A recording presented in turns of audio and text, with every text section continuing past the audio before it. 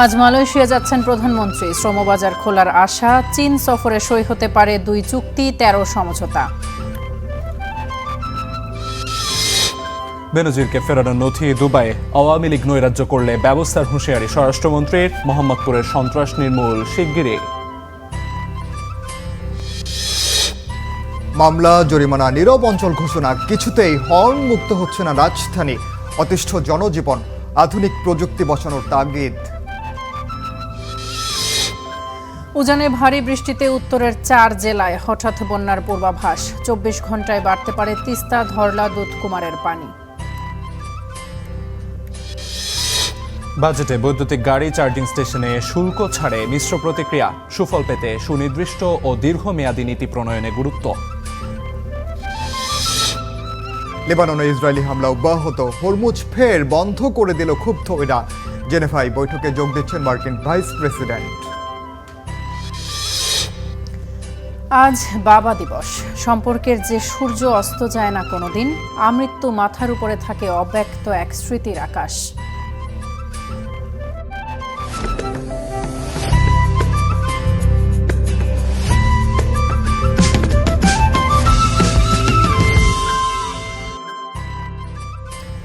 Good morning Bangladesh. Good morning Inan এবং আলিফ, শুভ সকাল আপনাদেরকেও। যেমনটি আসলে আমরা বলছিলাম, বিশ্বকাপের দীর্ঘ 12 বছর অর্থাৎ 2টা বিশ্বকাপ পরে আর কি জার্মানি কিন্তু নকআউট স্টেজে উঠে গেল।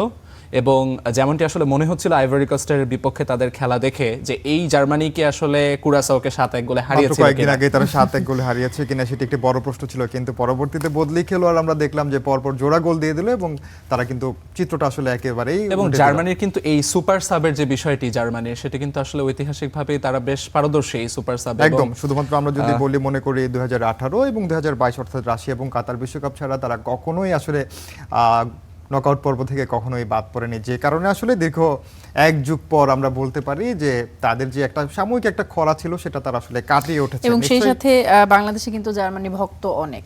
আপনি যদি খেয়াল করেন যে ব্রাজিল আর্জেন্টিনার এই যুদ্ধের বাইরে গিয়ে যদি দেখেন তাহলে অনেক ভক্ত কিন্তু জার্মানির রয়েছে, যারা আসলে আমরা যদি ব্রাজিলের কথা চিন্তা করি, ব্রাজিলের যারা আসলে অ্যান্টি গ্রুপ আমরা চিন্তা করি, সেই হিসেবেও কিন্তু অনেকে জার্মানি সমর্থন না করলেও তারা আসলে অনেকে সমর্থন, বিশেষ করে আর্জেন্টিনার যারা সমর্থক তারা পাশাপাশি জার্মানিরও সমর্থক। কারণ এই জায়গায় আমার একটু দ্বিমত রয়েছে, কেননা আসলে ব্যাপারটি এমন হয়ে দাঁড়ায় যেই জার্মানি 7-1 গোলে ব্রাজিলকে বিধ্বস্ত করলো, সেই ব্রাজিল সাপোর্টাররা কিন্তু ঠিকই ফাইনালে ব্রাজিলকে জার্মানিকে সাপোর্ট করেছে।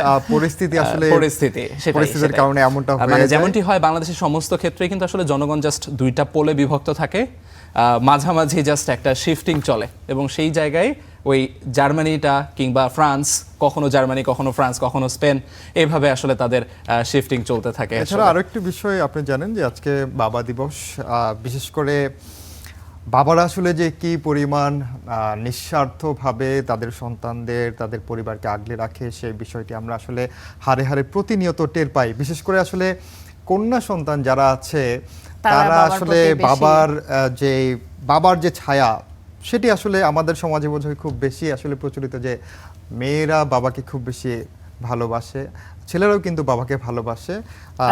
মেয়েরা আসলে বাবার সাথে যত অ্যাটাচড থাকে ছেলেরা খুব অতটা থাকে না। সেটা আসলে আমি আমার সন্তানের মাধ্যমেই বুঝতে পারি যে আমার সন্তানের ক্ষেত্রেও আসলে একই রকম, যে মায়ের দিকে তার ঝোঁক বেশি, কিন্তু বাবার দিকে আসলে একটু কম হলেও কিন্তু আবার খুব কমও না আসলে। তো বাবাকে আসলে যারা বলতে পারেন না যে বাবাকে ভালোবাসেন, আমরা ভালোবাসি কিন্তু আসলে বলা হয় না, বেশিরভাগ সময় একটা দূরত্বের জন্যই হোক বা আসলে আমরা যাদেরকে খুব বেশি ভালোবাসি তাদেরকে সেভাবে বলা হয় না, হয়তো বোঝাতে পারি। তো আজ সেই জায়গায় আসলে ওই যে যেটা আর কি ইনান বললেন যে বাবার যে অবদানটা, সেটা কিন্তু আসলে অনেক সময় আড়ালে আবডালেই থেকে যায়, আসলে সেটি নিয়ে খুব বেশি কথাও হয় না, চর্চিতও হয় না। তবে আপনারা যদি একটু চিন্তা করে দেখেন, যত অবস্থা সম্পন্ন পরিবারই হোক না কেন, আপনার বাবাকে শুধুমাত্র তার জন্য কেনাকাটা করতে আপনি কবে শপিংয়ে যেতে দেখেছেন? কিংবা খুবই কম আসলে হয় না। তো বাবাদের সেই আত্মত্যাগটা আসলে আড়ালেই থেকে যায় সব সময়, এবং সব সময় দেখা যায় যে তারা আসলে সকলেরটা চিন্তা করার পর নিজেরটা চিন্তা করেন বা কখনো কখনো করেনই না। আমার বাবার বেশিরভাগ যে ড্রেস সেগুলো গিফট পাওয়া, নিজে থেকে কখনোই কেনেননি। হয় আমার মা, নয়তো আমি, আমার ছোট বোন, আমরা পরিবার থেকে বা নিজের জন্য আসলে কিনতে খুব একটা দেখিনি। সবসময় আমাদেরটা আগে চিন্তা করেছেন। আজকে বাবা দিবসে নিশ্চয়ই আমাদের এই অনুষ্ঠানের মাধ্যমে মানুষ যারা দেখছেন তারা নিশ্চয়ই তাদের বাবাদেরকে বাবা দিবসের শুভেচ্ছা এবং জানাবেন। আমাদের পক্ষ থেকেও পৃথিবীর সকল বাবার প্রতি শ্রদ্ধা রইল, এবং তারা নিঃস্বার্থভাবে যেভাবে পরিবার জন্য আগলে রাখছেন পরিবারকে, তারা নিশ্চয়ই প্রাপ্য সম্মানটুকু পাবেন। নিশ্চয়ই। আবারও বিশ্বকাপ প্রসঙ্গে ফিরতে চাই প্রথম খবরে। দর্শক, এবারে ফুটবল বিশ্বকাপ 2026-এর সংবাদ।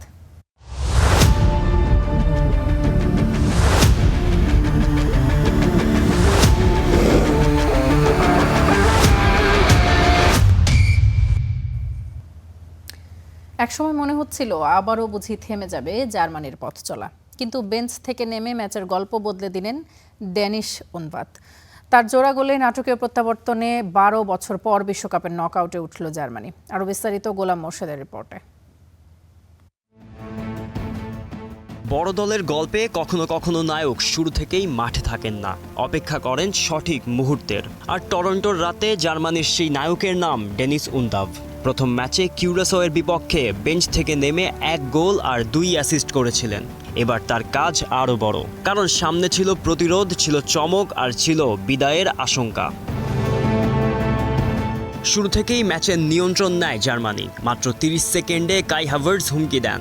এরপর কিমিখ, মুসিয়ালা, মেচার একের পর এক আক্রমণ। 59% বল দখল, 16টি শট, 1.83 এক্সপেক্টেড গোল রেশিও, 622টি পাস আর 80 বার ফাইনাল থার্ডে প্রবেশ।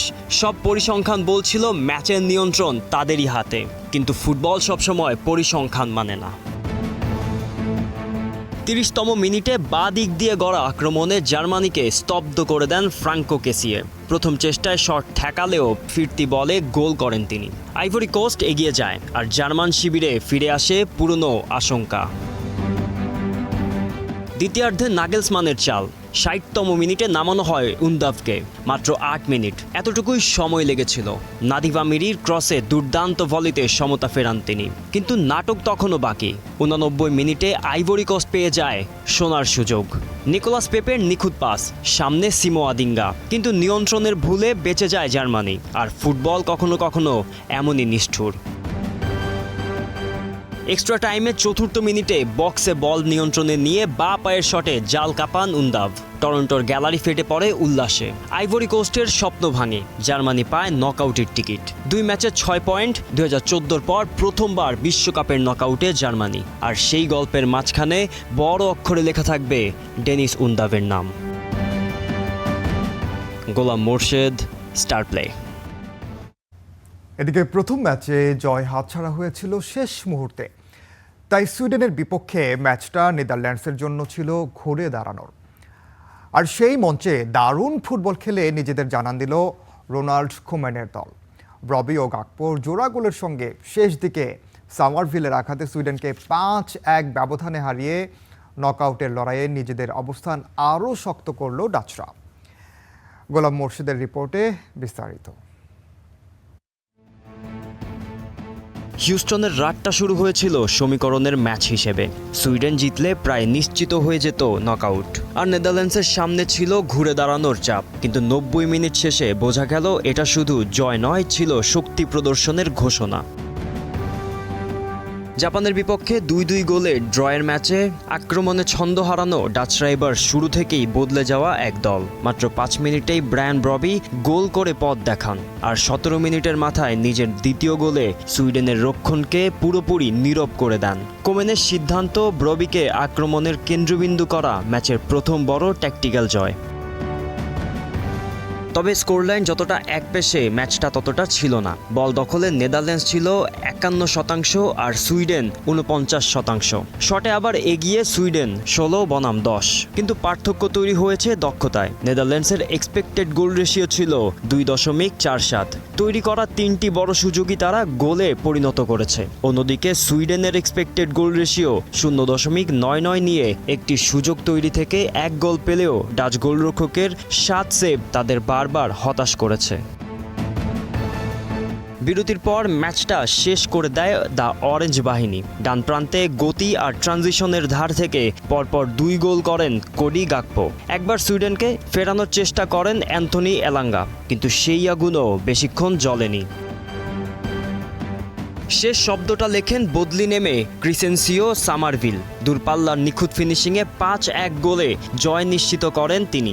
ম্যাচ জুড়ে নেদারল্যান্ডস 47 বার ফাইনাল থার্ডে ঢুকেছে, 24টি ক্লিয়ারেন্সে রক্ষণও রেখেছে শক্ত। এক ম্যাচ আগেও প্রশ্ন ছিল, এখন উত্তর দিচ্ছে নেদারল্যান্ডস। গ্রুপ এফে ভাগ্যের নিয়ন্ত্রণ এখন তাদেরই হাতে। Golam Morshed, star play. Argentina Algeria ম্যাচের একটি মুহূর্ত ঘিরে এখন তোলপাড় পুরো ফুটবল বিশ্বে। লিওনেল মেসির সঙ্গে একটি চ্যালেঞ্জের সময় আলজেরিয়ার অধিনায়ক আইসা মান্দি মাটিতে পড়ে গেলে রেফারি ফাউল দিলেও কোনো কার্ড দেখাননি, এমনকি ভিএআর হস্তক্ষেপও করেননি। প্রশ্ন উঠছে, ফুটবলে কি সিদ্ধান্তের মানদণ্ড সবার জন্য সমান, নাকি বড় নামের ক্ষেত্রে বিচার আলাদা হয়ে যায়? উত্তর খুঁজব রহমান পেয়ারের বিশ্লেষণধর্মী প্রতিবেদনে। আইন কি মেসির জন্য আলাদা? একটা হ্যাটট্রিক হয়েছে, একটা দেশ বিশ্বকাপ শুরু করেছে স্বপ্নের মতো, কিন্তু কানসাস সিটি থেকে বের হয়ে পুরো ফুটবল দুনিয়া যে প্রশ্নটা নিয়ে কথা বলছে, সেটা গোলের সংখ্যা নিয়ে না, সেটা রেকর্ড নিয়ে নয়, সেটা হলো আলজেরিয়া আর্জেন্টিনা ম্যাচের 32 মিনিটে একটা মুহূর্ত, যে মুহূর্তে স্টার্স উঠেছিল। আইসা মান্দি মাটিতে পড়েছিলেন, রেফারি মার্সিনিয়াক শুধু ফাউল দিয়ে চলে গেলেন। কোনো হলুদ কার্ড নেই, কোনো লাল কার্ড নেই, ভিএআর রিভিউ পর্যন্ত হলো না। পৃথিবীর বিভিন্ন প্রান্তে লক্ষ লক্ষ মানুষ একই প্রশ্ন করলেন, ফুটবলে কি 2 ধরনের আইন আছে? একটা সবার জন্য আর একটা শুধু মেসির জন্য। ঘটনাটা ঠিক কি হয়েছিল? আর্জেন্টিনা বনাম আলজেরিয়া গ্রুপ পর্ব, কানসাস সিটির অ্যারোহেড স্টেডিয়াম। 32 মিনিট মেসি এবং আলজেরিয়ার অধিনায়ক আইসা মান্দি একটা চ্যালেঞ্জে জড়ালেন। বল হারিয়ে পা হড়কে গেল মেসির, আর সেই মুহূর্তে